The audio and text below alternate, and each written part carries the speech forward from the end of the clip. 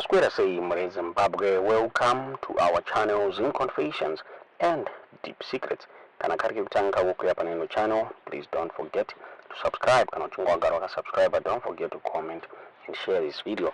Nasi mwere Zimbabwe tabigirai nyaya yaburitswa mwere Zimbabwe na advocate Nelson Chamisa avabuda vachirivila attempts by the Zanu PF regime to arrest him. Mwere Zimbabwe vachitaura ivo vachiti this was a calculated move yanga yakarongwa kuvasunga nekutanisha image yavo. So msemande vachamisa vakawanikwa vachiavoida a potential contempt of court charge nekuapia kwavakaita before the Harare City Council Commission of Inquiry.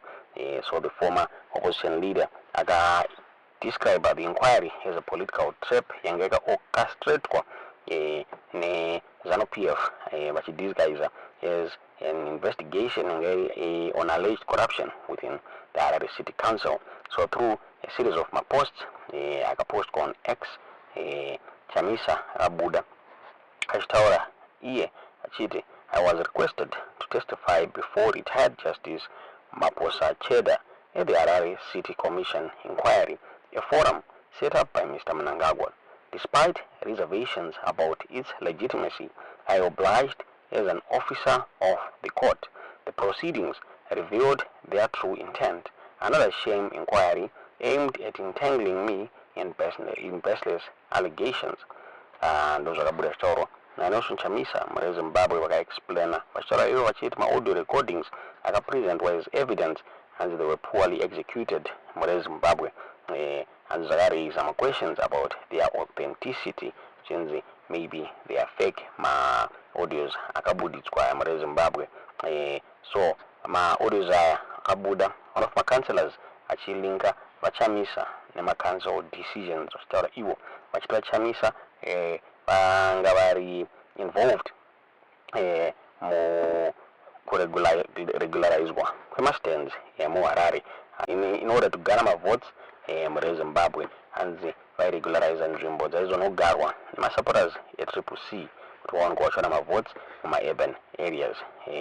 Nyaya iyi yakacriticizwa even nema-citizens vachitaura ivo vachiti no, this commission of inquiry ngeri aimed at kutanisha zita rava Nelson Chamisa.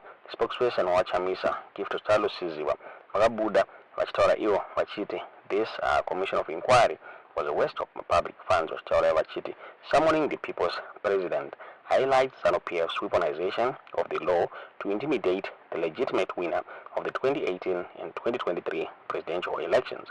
Meanwhile, Zimbabwe loses 1.2 billion annually to illicit gold flows. Instead of tackling critical issues such as the energy crisis and collapsing public services, the regime indulges in costly side shows. Those are the Nava Gift of Stalos Siziva, Zimbabwe. Vanhu vakabudawo zvakare vachicriticize kuti samono ukaitwa president Emerson Mnangagwa kunzi ma-audio recordings aya yakariliswa hanzi aipointa zvakare at President Emerson Mnangagwa hanzi but the selective summoning yakaitwa hanzi it shows kuti this was an attack on Nelson Chamisa. Nyaya iyi yakaburitswa nerizime aya vachitaura vachiti advocate Nelson Chamisa has publicly revealed the latest attempts by the Zanu PF regime to entrap him in a legal snare, describing it as a calculated move to arrest and tarnish his image. On Monday, Chamisa narrowly avoided a potential contempt of court charge by appearing before the Zanu PF aligned Harare City Commission of Inquiry. The former opposition leader described the inquiry as a political trap orchestrated under the guise of investigating alleged corruption within the Harare City Council. Through a series of posts on X, formerly Twitter, Chamisa outlined his experience.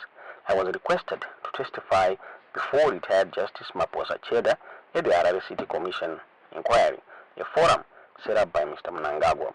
Despite reservations about its legitimacy, I obliged as an officer of the court. The proceedings revealed their true intent. Another sham inquiry aimed at entangling me in baseless allegations. Chamisa explained that an audio recording presented as evidence was poorly executed, raising serious questions about its authenticity. It featured claims by a councillor purportedly linking him to council decisions. Chamisa, however, dismantled the accusations, noting the absence of any legal and procedural basis to involve him, as he holds no formal role in local government. Critics argue that the state goal was to engineer a default by Chamisa, thereby enabling a contempt charge. Chamisa's attendants thwarted his plan with the inquiry, concluding in under 20 minutes. Chamisa spokesperson Giftostalo Siziwa called the summons political theatrics and condemned the regime for wasting public resources. Summoning the people's president highlights Zanu-PF's weaponization of the law to intimidate the legitimate leader of the 2018 and 2023 presidential elections. Meanwhile, Zimbabwe loses 1.2 billion annually to illicit gold flows. Instead of tackling critical issues such as the energy crisis and collapsing public services, the regime indulges in costly sideshows. The inquiry itself has been widely criticized as lacking credibility. The audio recording, central to the allegations, referred not only to Chamisa but also to President Emerson Mnangagwa. Observers noted the selective targeting of Chamisa while ignoring Mnangagwa's involvement, further exposing the partisan nature of the commission. The Harare City Council, under the controversial leadership of Sengezo Shabangu, has been plagued by instability. Shabangu, whose appointment remains disputed, has presided over administration chaos, including alleged unlawful recalls of councillors aligned with Chamisa's Citizens Coalition for Change. Critics have highlighted glaring contradictions in the regime's strategy. While Zanu-PF attempts to implicate Chamisa in council mismanagement, it has previously endorsed Shabangu as the legitimate CCC leader. Chamisa had formally distanced himself from the council's activities long before the alleged misconduct occurred. Chamisa's testimony not only cleared his name but also exposed the inquiry's flaws.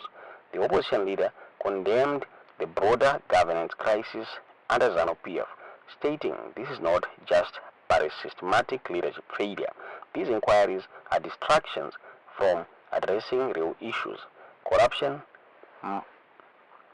maladministration, and erosion of our towns and cities.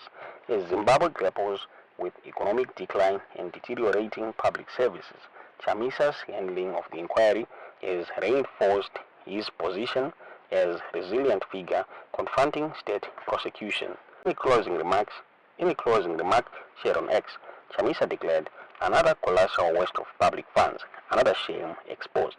Zimbabwe deserves better." Ndo mabudidziro akaitwa nyaya iyi. Muri Zimbabwe tisingazive kuti munoona sei nyaya iyi tiudze izvo muri kufunga mu comment section.